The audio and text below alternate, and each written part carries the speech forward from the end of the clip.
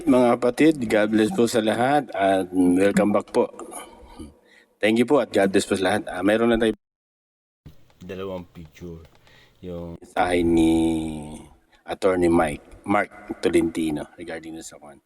Panoorin nyo lang po, tingnan nyo po. Tapos doon tayo magkakaroon ng opinion o reaction. Opinion na natin at bigyan natin ng reaction. Tingnan po panood ko lang po, tingnan nyo lang po. Okay.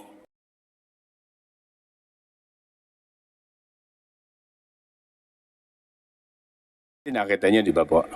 Base doon kay Attorney Mark Tolentino, kinumpirma ang pag-atras ng DOJ, di ba, sa mga kasong unlawful publication at cyber libel labang kina Jason Za at Eric Celis.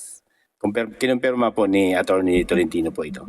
Yun po yung nakita natin doon sa kanyang post o sa nakita nating kwan na nakita natin na post na ganyan, pero base doon sa nakuna natin ng kwan, galing kinumpirma ni Attorney Tolentino na inatras daw ng DOJ prosecutor yung kaso.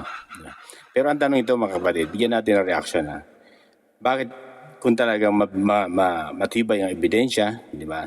O gano'n pa man, bakit kailangan iatras? Ang tanong ito ba ay para hindi maungkat? Kasi siyempre pagdating sa hearing, di ba, mapipilitan silang maglabas ng medical record ng BBM, di ba? Kasi nga, di ba, yung sinasabi na unlawful publication, fake news daw o hindi raw yung pag-question ng kalusugan ng ating Pangulo. Basa lang po natin opinion ko lang po ito hindi po sino pa man, ang opinion ko lang po, sarili opinion ko lang po. Bakit iniatras? Dahil ba sa mapipilitan sila maglabas ng tunay na medical record at tunay na pwedeng makita kung ano na talaga ang kalagayan ng Pangulo. Di ba? Ganun po yan. Iyon po yung opinion ko po. Hindi ko po kinukuha sa iba pa mang bagay ko. Ano man ang opinion nila. Pero yun po opinion ko. Bakit kailangan iatras kung talagang may paglabag? Yung tinatawag unlawful publication. Di ba? Yung sa cyber libel. Mabigat po yun Tapos, di ba? Parang sinadya talaga. Di ko sinasabi yung parang nagkamali lang siguro yung paglabas ng kanilang warrant na kwan daw, di ba? Nakalagay doon no bail, di ba? Nakalagay doon di ba? May bail naman yan.